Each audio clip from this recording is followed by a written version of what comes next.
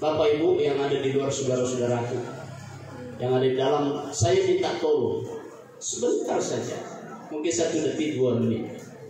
Coba angkat dulu tangan yang kanan. Oke. Yang kanan. Oke. Tahan sedikit. Coba dikasih begini. Kasih begini kepala. Kasih turun. Oke. Izin yang kedua. Coba kepalanya, Bapak Ibu, dipalingkan sedikit ke kanan. Sudah, tahan sedikit. Oke, balik lurus. Ke kiri lagi. Kasih lurus. Pertanyaannya, ada yang dirasa? Ada yang dirasa? Kalau tidak ada yang dirasa berarti kita sakit. Kalau dirasa bahwa ada gerakan ini dan ternyata kita rasakan ada sesuatu yang berubah, maka itu berarti kita masih sehat. Teman-teman, jangan lupa tonton terus sampai selesai. Dadah. Bye-bye. Bismillahirrahmanirrahim. Assalamualaikum warahmatullahi wabarakatuh.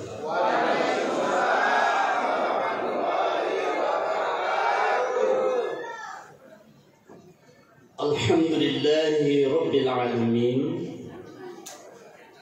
alladzi tafarrada bi kulli kamalin wa tafaddala ala ibadihi bi jazilin nawal. وهو الذي جعل الليل والنهار آية لقوم يتفكرون. وصلاة الله وسلام على خير الأنام سيدنا وحبيبنا وقرة أعيننا محمد صلى الله عليه وآله وصحبه أولي الكرام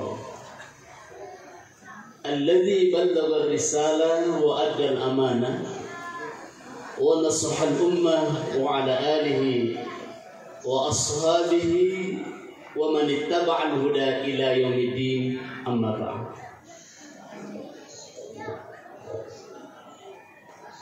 Izinkan di kesempatan yang sangat mulia ini dan juga kesempatan yang sangat luar biasa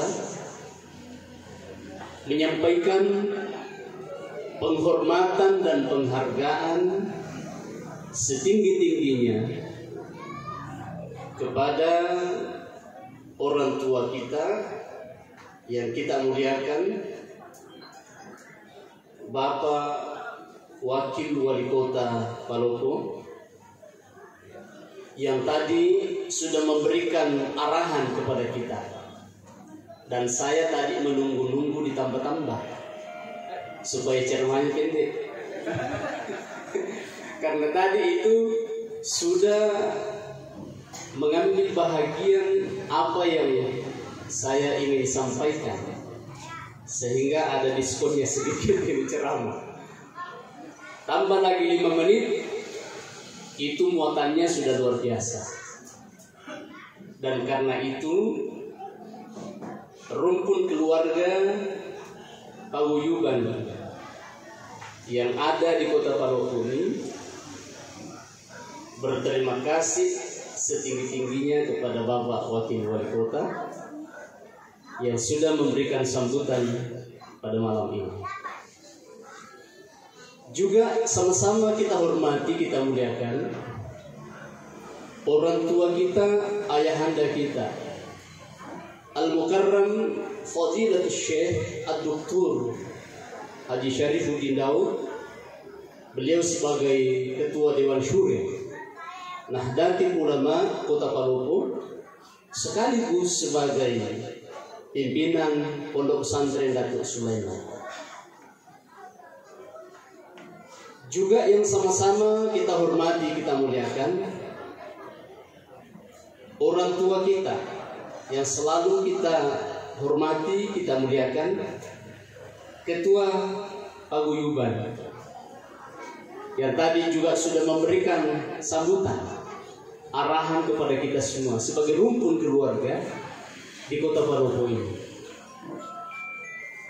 Kepada seluruh pengurus tanpa terkecuali, seluruh rumpun keluargaku yang ada di Kota Palopo ini, sekalipun identitasnya ada tertulis Jawa, tapi itu hanya untuk memberi ciri bahwa pernah kita berada di Pulau Jawa, tapi kita berada dalam kawasan negara Republik Indonesia, dan itu tepatnya adalah Kota Palopo. Karena itu di malam ini mari bersama-sama mensyukuri ini sebagai satu karunia yang luar biasa.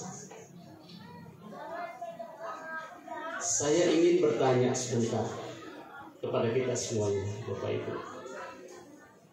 Kalau sekiranya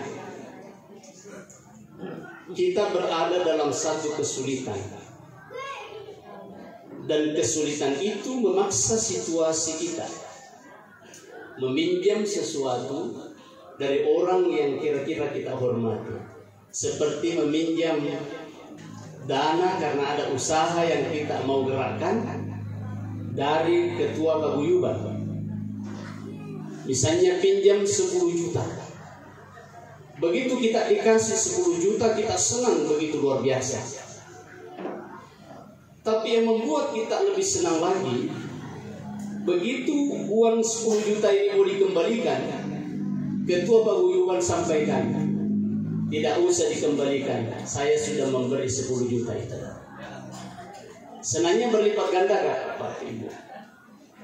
Senangnya berlipat ganda atau tidak? Pertama, ini sudah senyum-senyum Pak ini. Nanti malam ini, awal tahun baru, nanti banyak datang minjam. Kalau misalnya 10 juta itu dipinjamkan mengurai kesulitan kita, lalu begitu kita mau kembalikan dan ternyata dia tidak mau terima, dan bahkan mengatakan terimalah itu sebagai bentuk ketulusan dan keikhlasan saya. Pertanyaan saya, kira-kira kebaikan ini kita cerita atau tidak? Bapak Ibu, apakah kebaikan ini kita cerita atau tidak? Kita cerita. Ceritanya apa, baik atau tidak? Baik. Sekarang pertanyaannya, berapa banyak kebaikan Allah pada kita, dan berapa banyak kebaikan itu kita cerita ke orang? Saya tanya dulu, ini supaya santai ceramahnya, tidak tegang. Kalau kebaikannya tadi Ketua Paguyuban kita meminjamkan uang dan itu mengikhlaskannya sebagai bentuk sedekah setelahnya, kita cerita sebagai bentuk kebaikan. Lalu kita bertanya, berapa banyak kebaikan Allah dalam hidup kita ini yang kita cerita ke orang? Karena yang sering dicerita itu adalah yang rugi. Kalau orang berdagang dan rugi, ceritanya satu kampung diketahui orang. Tapi begitu kita untung, diam-diam. Kenapa tidak dicerita rumusnya bahwa saya diuntung? Yang dicerita adalah ruginya. Bukankah kita diingatkan Allah, wa amma bi nikmati rabbika fahaddits. Adapun nikmat Allah itu kita ucapkan, kita utarakan, kita ceritakan. Kenapa? Karena itu bisa nanti merubah cara pikir orang tentang kebaikan yang kita terima. Karena itu Bapak Ibu yang dimuliakan Allah, matur sembah nuwun atas kesempatan ini bisa bersilaturahim. Sedikit-sedikit juga ada jawaban. Saya pernah tinggal di Kediri hampir 1 tahun. Terus saya tinggal di Jakarta itu 3 tahun. Dan yang menarik, di Jawa waktu saya berada di Kediri kursus bahasa Inggris, saya hampir menjadi menantu orang Jawa. Saya hampir masuk di paguyuban ini, Pak. Kenapa? Saya waktu kursus bahasa Inggris di Jawa, ada masjid dekat tempat tinggal saya, dan saya selalu azan. Dan ternyata ada orang tua yang perhatikan saya selalu azan. Dipanggil ke rumahnya, lalu dia bilang, "Nah, kalau mau menjadi orang Jawa, ada anak perempuan saya. Maharnya tidak mahal, dan kemudian anak bisa menjadi menantu saya." Itu alumni dari pesantren Gontor. Berbunga-bunga hati saya. Tapi saya beritahu ucapan terima kasih. Dan yang kedua saya sampaikan, saya berangkat ke Jawa bukan mencari jodoh, tapi saya mencari ilmu. Dan itu tidak terjadi. Saya kawin Pak Ketua. Jadi karena itu Bapak Ibu yang dimuliakan Allah, mari malam ini kita membersamai mengawal tahun baru dengan penuh kebahagiaan. Sebab ada satu prinsip, life is beautiful. Hidup ini penuh dengan keindahan. Buatlah hidup kita ini menjadi indah dan jangan dirubah menjadi tidak indah. Karena itu Bapak Ibu yang dimuliakan oleh Allah Subhanahu wa taala, rumpun keluargaku, paguyuban warga Jawa, di malam ini mengantar kita untuk membangun satu kesadaran. Kesadaran tentang pertama, posisi kita sebagai manusia yang selalu membangun hubungan dengan Allah. Dan itu bisa diterjemahkan melalui rasa syukur.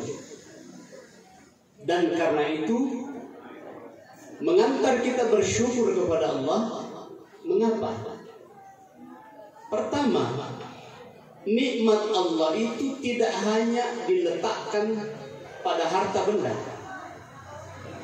Saya ulangi, nikmat Allah tidak hanya diletakkan pada harta benda, tapi nikmat Allah juga diletakkan oleh Allah pada posisi hubbun nasu laka. Orang senang kepada kita itu adalah nikmat. Saya ulangi, orang senang kepada kita itu adalah nikmat. Bisa dibayangkan kalau suatu saat kita jalan kaki atau bertemu dengan seseorang, begitu ketemu hari pertama kita senyum, dia balas dengan senyum yang merekah, senyum yang luar biasa. Hati ini tentu merasa senang dan bahagia. Tapi begitu berjumpa di esok hari, kita lempar senyum ke dia, ternyata dia membuang muka. Bahkan boleh jadi bentuk kepalanya segi empat. Karena dia tidak mau memalingkan kepalanya. Dan apa yang terjadi? Perasaan jiwa kita pada saat itu berbeda dengan hari pertama. Karena itu siapapun di antara kita, ada orang yang senang kepada kita, maka ucapan terbaik adalah Alhamdulillahirabbil alamin. Yang kedua, Allah juga letakkan nikmatnya pada sihhatul jasmaniyah. Sehat kita punya jasmani. Ibu-ibu yang jauh dari belakang yang saya cintai, ibu-ibu, bagaimana kabar di belakang? Aman dan terkendali? Saya tanya, apa warna sorban saya? Dilihat tidak jelas? Warna putih. Songkol saya? Berarti masih sehat matanya. Mendengar dengan sempurna apa yang saya ucapkan? Berarti telinga kita masih sehat. Ini adalah nikmat yang tidak bisa ditukar dengan apapun. Saya ulangi, Ini adalah nikmat yang tidak bisa ditukar dengan apapun. Bapak Ibu yang ada di luar, saudara-saudaraku yang ada di dalam, saya minta tolong sebentar saja, mungkin 1 detik 2 menit. Coba angkat dulu tangan yang kanan. Oke. Yang kanan. Tahan sedikit. Coba dikasih begini. Kasih begini kepala. Kasih turun. Oke. Izin yang kedua. Coba kepalanya Bapak Ibu dipalingkan sedikit ke kanan. Sudah, tahan sedikit. Oke, balik lurus. Ke kiri lagi. Kasih lurus. Pertanyaannya, ada yang dirasa? Ada yang dirasa? Kalau tidak ada yang dirasa berarti kita sakit. Kalau dirasa bahwa ada gerakan ini dan ternyata kita rasakan ada sesuatu yang berubah, maka itu berarti kita masih sehat. Kalau tadi Bapak Ibu KB, izin maaf sekali, kalau saya arahkan ke kanan, begitu mau dikembalikan menghadap ke depan dan tidak bisa karena terkunci, berarti ada masalah. Tapi ternyata begitu kita gerakkan ke kanan, luruskan ke kanan, ke kiri, kemudian lurus ke depan, angkat tangan, turunkan kepala, dan bisa digerakkan dengan sempurna. Bukankah itu nikmat yang luar biasa yang Allah berikan kepada kita? Itu yang saya sebut tadi, sihatul jasmaniyah, sehat kita punya badan. Tidak ada jawabannya kata Nabi kecuali alhamdulillahirabbil alamin. Karena itu pada malam ini kita hadir bersama dalam suasana bahagia, dalam suasana sehat walafiat, adalah nikmat yang luar biasa pada malam ini. Karena itu sekali lagi mari kita syukuri ini sebagai karunia yang luar biasa dari Allah. Bapak Ibu yang saya muliakan,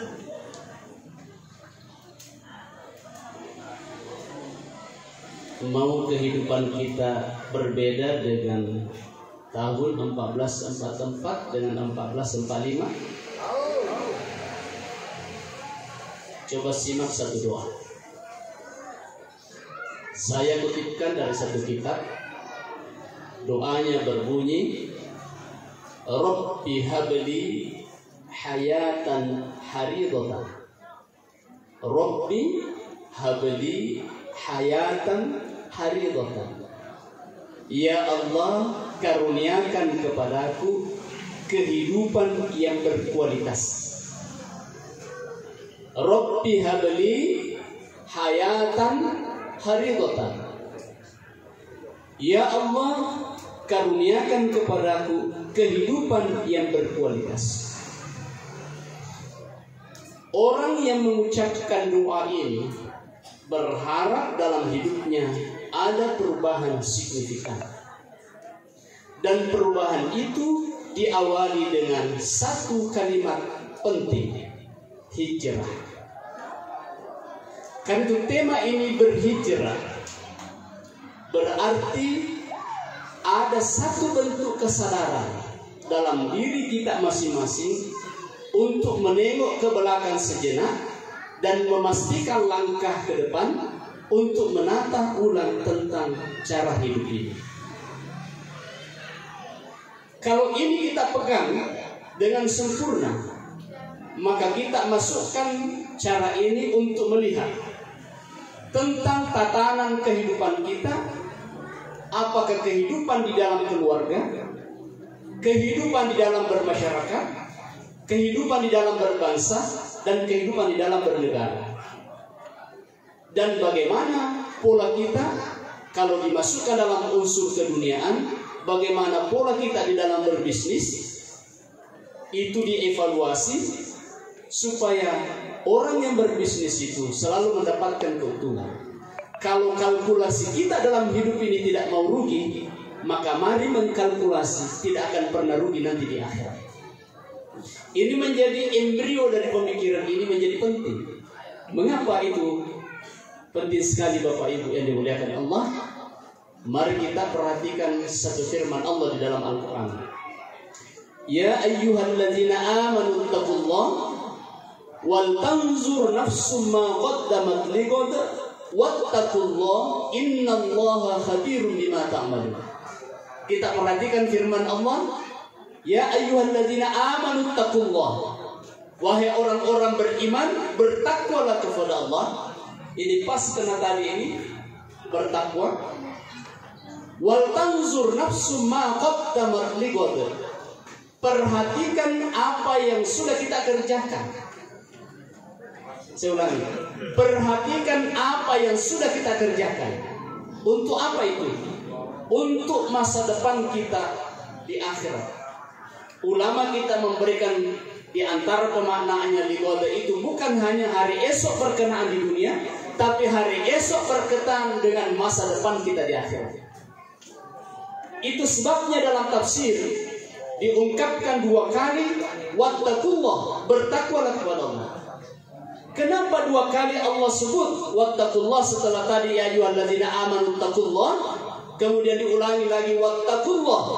Karena di sini ada jarak di dalam kehidupan ini yang boleh jadi orang ketika takwanya itu tidak merasuk dalam jiwanya dan tidak mempengaruhi pikirannya dan tidak mempengaruhi langkah-langkahnya, itu orang bisa terjerembab di dalam hal-hal yang tidak diinginkan oleh Allah.